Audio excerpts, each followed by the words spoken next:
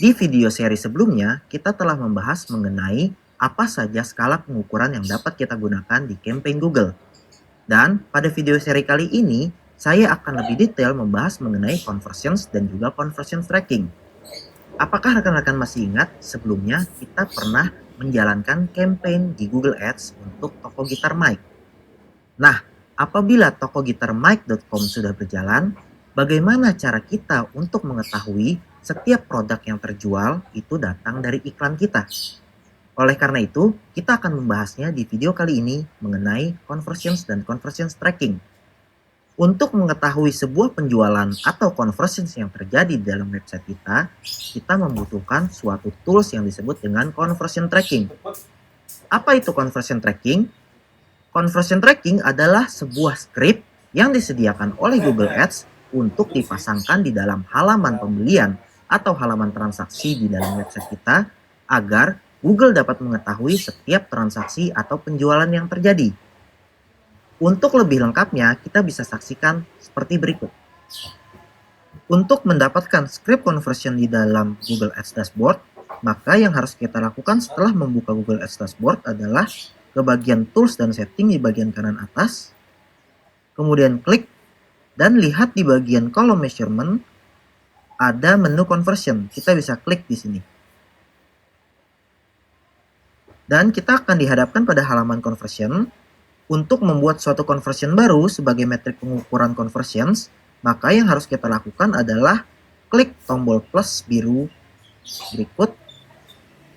Dan apabila kita ingin menghitung conversion yang berada di dalam website, maka kita pilih conversion website. Dan kemudian kita akan dihadapkan beberapa pilihan mengenai setting conversion. Di bagian kategori, kita bisa pilih kategori conversion yang ingin kita masukkan. Apakah conversion itu dinilai sebagai purchase atau pembelian, lead atau form registrasi, page view atau halaman view kita di website, sign up, orang-orang yang mendaftar, atau yang lainnya. Dalam kasus toko gitar Mike, saya menilai conversion sebagai pembelian. Oleh karena itu, saya akan memilih purchase. Kemudian kita bisa memberikan nama conversionnya sebagai pengidentifikasi conversion tersebut. Misalnya saya masukkan namanya conversion transaksi. Ada bagian value, di mana value ini merupakan nilai yang diberikan untuk terjadinya satu conversion. Apabila kita tidak memiliki nilai spesifik, maka kita bisa klik Don't Use a Value. Apabila satu conversion memiliki nilai spesifik, contohnya satu conversion seharga Rp100.000, kita bisa klik Use the same value dan masukkan Rp100.000.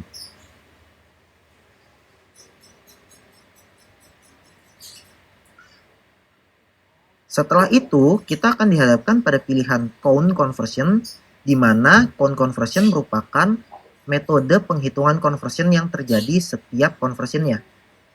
Contohnya, kalau saya pilih every conversion, maka setiap satu orang yang melakukan pembelian lebih dari sekali akan terhitung sesuai dengan jumlah pembeliannya atau jumlah transaksinya. Tetapi kalau saya pilih one, untuk setiap orang hanya dihitung sebagai satu unit conversion atau satu pembelian, walaupun dia melakukan pembelian lebih dari satu kali. Pada umumnya saya menggunakan every conversion, sehingga setiap transaksi yang terjadi terhitung sebagai conversion.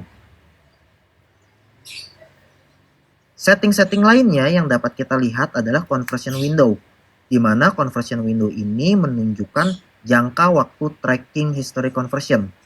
Contohnya, apabila saya set sebagai 30 hari, maka iklan saya yang hari ini diklik tetapi baru terjadi pembelian 20 hari setelah iklan diklik, akan tetap terhitung sebagai conversion. Tetapi apabila saya klik iklan saya hari ini, dan saya melakukan pembelian di website tersebut lebih dari 30 hari, tidak akan terjadi conversion.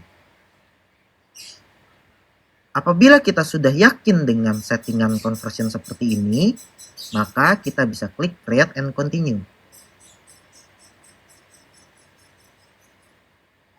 Dan kita akan dihadapkan pada halaman text setup. Di halaman ini kita akan diberikan pilihan bagaimana cara kita mengimplementasikan conversion di dalam thank you page website kita.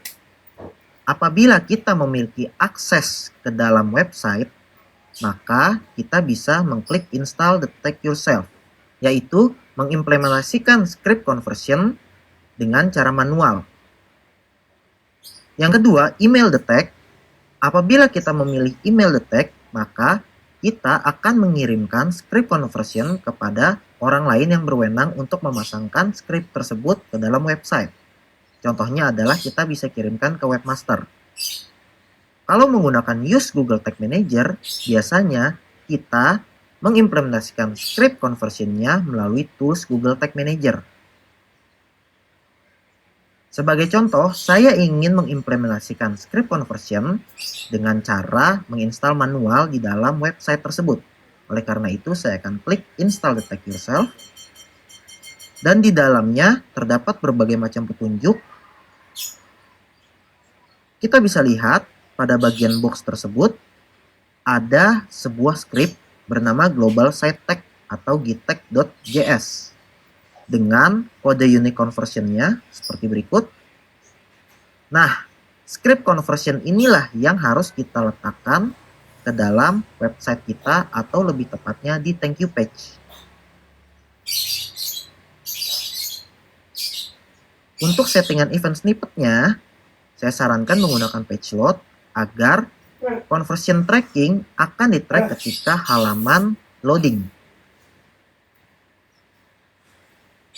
Setelah kita copy script tersebut, maka yang bisa kita lakukan adalah kita membuka website kita, masuk ke dalam halaman thank you page, dan menerapkan script tersebut pada bagian head HTML.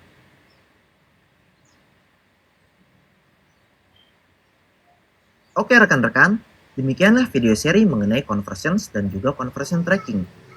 Pada video seri berikutnya, kita akan membahas lebih detail mengenai tren audience yang ada di Google dan mengapa audience itu menjadi penting dalam beriklan di Google Ads. Untuk itu, saksikan video berikutnya ya. Sampai jumpa.